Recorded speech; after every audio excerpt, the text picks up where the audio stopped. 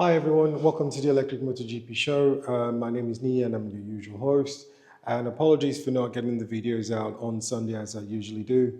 It's been a bit of a hectic period, but I really wanted to take the time today to say thank you very much to all of you for supporting us and helping us grow so fast. In 3 weeks, we've been able to get up to 600 subscribers, and it means a lot to us that you're tuning into our shows to try and get the information that we're trying to pass across.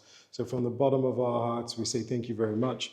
We're also very grateful that as we go into this festive period that we've got the opportunity to spend time with you. We've got a few videos that we've got to get out over the next 6 to 7 days, and a lot of them will be coming through. So I do apologize if the pace of the videos coming through is going to be a bit quick over the next few days.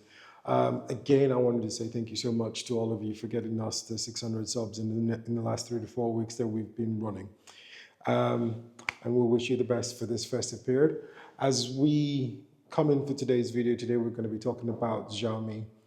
For those of you who live in Europe and the UK and the US, you might not be aware of Xiaomi. Xiaomi is the equivalent of Apple in China. They started out as a phone company and grew organically into household goods, so doing things like smart devices, tablets, phones, watches. Then they moved into things like home care, so things like hair dryers, things like vacuum cleaners, phones, fridges, doorbells, quite an extensive array of devices that they provide.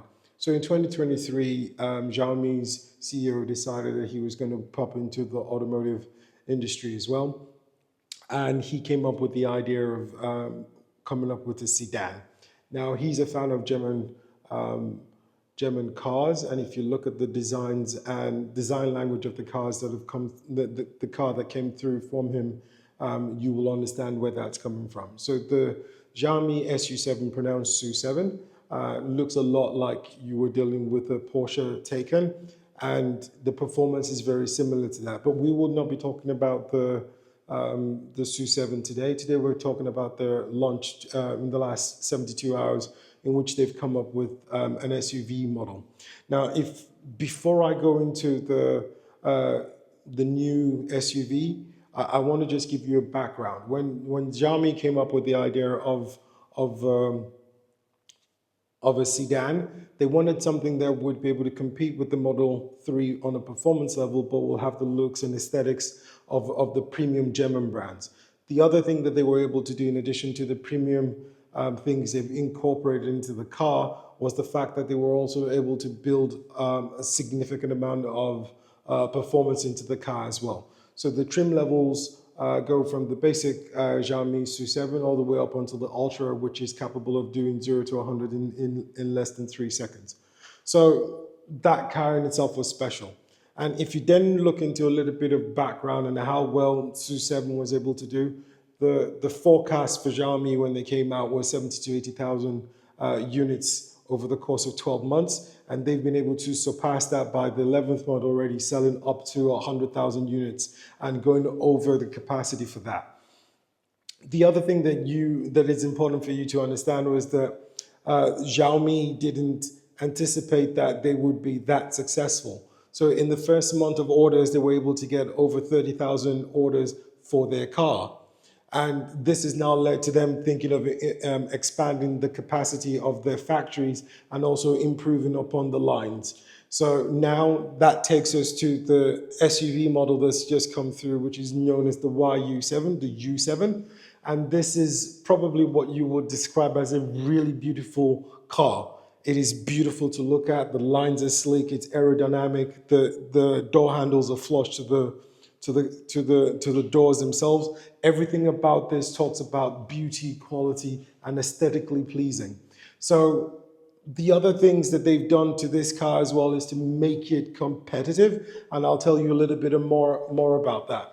I was describing the U7 to one of my mates, and I said it's the love child between a Ferrari and a Porsche coming together to give you that beautiful U7.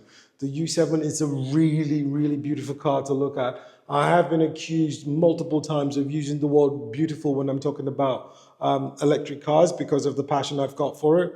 But when it comes to the U7, there's no other word that you can use to describe it beyond beautiful. If you look in the video as we're described, if you look in the video as we go along, you'll see exactly what I'm talking about. Now, from a specs perspective, the Xiaomi U7 is going to be about 5 meters in length, it's going to be about 2 meters in width, and it's going to be about 1.7 meters in height. The most important thing that I want you to take away from this car is that, yes, it is beautiful to look at, but the performance is also impressive.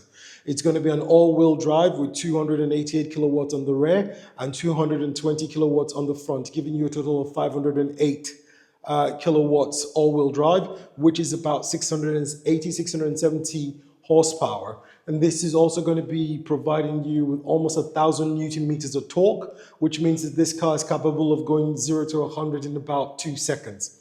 Now, we don't know the exact testing for the 0 to 100 metric of this car because it's not been built and it's not yet been tested, but based on the specs that are available to us, that's what it's going to look like.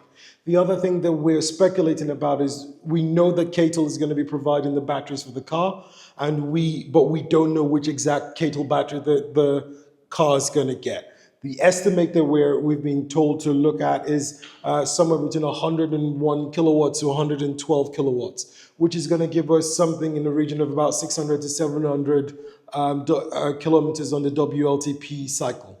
So all of this information means that this car that you're looking at is really, really impressive to look at, not just from the aesthetics of it, not just from the design language of it, not just from the ability to provide performance as well. This car actually is going to deliver a lot, and I fully expect that this car is going to sell out even quicker than the SU7 was able to sell out. Now, I want to give you my word for 2025. If we're able to get to 3,000 subscribers by the time this car is launched, even if the car is not available in Australia or in Europe, I will fly to China to do a video of this car, to test drive this car, to bring you the information that you need on this car for you for 2025. So please continue to like and share. And the other thing we wanted from you is more feedback. We want to know what we're doing well, what we're not doing well, what you'd like us to do in 2025, which cars you would want us to do videos on, and what comparison videos you wanted us to do. All this information you provide us with will make it easier for us to be able to deliver you the contents that you want in a manner that you want, in the time that you want. Thank you so much for everything that you've done for us in 2024, and please be on the lookout. Please like, please subscribe, please hit the notification bell. Like I said, we've got about 6 or 7 videos that are going to be coming out over the next 5 to 6 days, and we're going to do the roundup of all the best cars and the worst cars of 2024. Thank you so much and wish you all the best.